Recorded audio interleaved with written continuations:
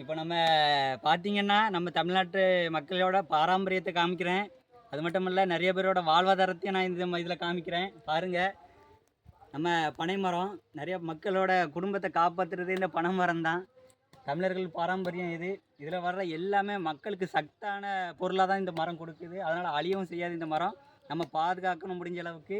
பாருங்க, முன்னாலலாம் இந்த மரத்தில் ஏறும்போது முன்னால் உள்ள மக்கள் எல்லாருமே சும்மா காலில் ஒரு கண்ணியை போட்டு சர்ன்னு மேலே ஏறிடுவாங்க. இப்போ உள்ள மக்களுக்கு ஏற முடியல. ஏன்னா பயணி யாரும் குடிக்கிறதுல கருப்பட்டினாலே குழந்தைகளுக்கு என்னென்னு தெரியறதே இல்லை. அதனால் இப்போ பாருங்கள், ஏறுறதுக்குன்னு இப்படி ஒரு மட்டை வச்சு இது வந்து நம்ம ஏரியாவில் உரி மட்டை, உங்கள் ஏரியாவில் என்ன சொல்லுவாங்கன்னு நமக்கு தெரில.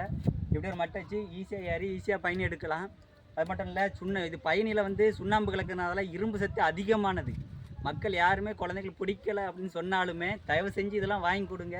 ஒரு நாளைக்கு ஒரு சின்ன கிளாஸ், முடிஞ்ச அளவுக்கு ஒரு சின்ன கிளாஸ் கொடுத்தாலும் போதும். உங்கள் குழந்தைங்களுக்கு ரொம்ப சக்தியானது. அதே மாதிரி முட்டு வலி, கால் வலி எதுவுமே வராது. இந்த மரத்துலேருந்து பனங்கிழங்கு அப்படிங்கிறாங்க. உங்களுக்குலாம் பார்க்குறதுக்கு சாதா தெரியும் அந்த கிழங்கு. அது வயிற்றில் போனாலும் வயிற்றில் உள்ள அசடு எல்லாமே நீட்டாக இருக்கும். மகளே, இதுதான் பனங்கிழங்கு. நிறைய பேர் தெருவில் 10 ரூபா 20 ரூபா அப்படின்னு விற்பாங்க. ஆனால் இதோட சக்தி லட்சக்கணக்குக்கு மேலே இந்த இது. ஆனால் யாருக்குமே தெரில. 10 ரூபான்னொன்னே சும்மா இழிவாக நினைக்கிறீங்க. இது 10 ரூபா அப்படின்னோடனே ரொம்ப இழிவாலாம் நினைக்கிறீங்க. ஆனால் இதில் உள்ள ஆரோக்கியம் ரொம்ப ரொம்ப நல்லது.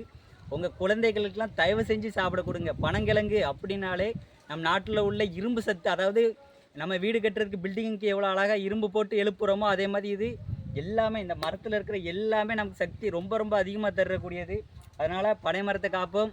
அதனால் பாருங்கள், பயணி, கருப்பட்டி எல்லாமே கொஞ்சம் கொஞ்சம் உங்கள் குழந்தைகள் கொடுங்க.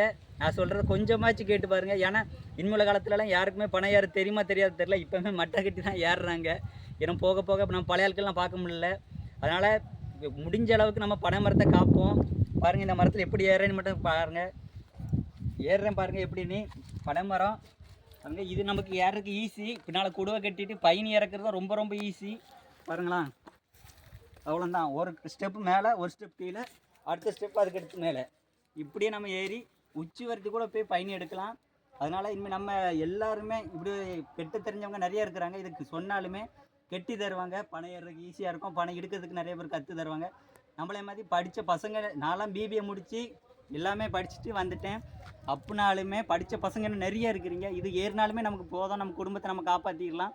இது ஒரு கைத்தொழில் மாதிரி. அதனால் இருங்க, இறங்கிக்கிறேன். பனை மரம் பாருங்கள். அதனால் இது நமக்கு தெரிஞ்சு பனை மரத்தை காக்கிறது ரொம்ப ரொம்ப நல்லது. ஏன்னா பிற்காலத்துலலாம் எனக்கு பனை மரத்தெல்லாம் சும்மா ஜேசிபி விட்டு பிடுங்குறீங்க. அது இப்போ உங்களோடைய பல தலைமுறைகளை பார்த்த மரம். இதெல்லாம் எனக்கு தெரிஞ்சு எப்படி பார்த்தாலுமே 2 தலைமுறை 3 தலைமுறை பார்த்ததுனால தான் இது இவ்வளோ பெருசாக நிற்குது. இதை நம்ம காப்பாற்றணும் கண்டிப்பாக. தேங்க்யூ மக்களே. இன்னும் பல வீடியோக்களை உங்களிடம் சொல்ல விரும்புகிறேன். அதனால் இப்போது எனக்கு தெரிஞ்சதை சொல்கிறேன். இதுக்கு மேலே உள்ளதை நான் உங்களுக்காண்டி சொல்லுவேன். இன்னும் பல கிராமங்களில் என்னென்ன விசேஷங்கள் இருக்குது, அந்த செடி மூலிகைகள் என்னென்ன கிடைக்கும், எல்லாமே இன்னும் இயற்கையாக செய்வோம். ஏன்னா எல்லாமே மருந்து. நீங்கள் சாப்பிட்ற அரிசி, தர்பூசணி எல்லாமே, முருங்கைக்காய் எல்லாமே மருந்து. எல்லாமே என்னென்ன மருந்து அடிக்கிறாங்க அப்படிங்கிற வீடியோவை நான் இனிமேல் உங்களுக்கு சேனலில் எல்லாமே போடுறேன். அதனால் தயவு செஞ்சு நான் சொல்கிறத கேளுங்க. நம்ம இயற்கையாக சாப்பிடணும். ஏன்னா இயற்கையாக தான் நம்ம உடம்புக்கு ஆகாரம். 80 70 90 100 வயசு வரை வாழ்ந்த ஆட்கள் உண்டு. இப்போ வந்து 30 40 தாண்டுற ஆட்களே கிடையாது. நல்லா சிந்தித்து செயல்படுவோம். இயற்கையை காப்பாற்றுவோம். நம் நாட்டை வளர்ப்போம்.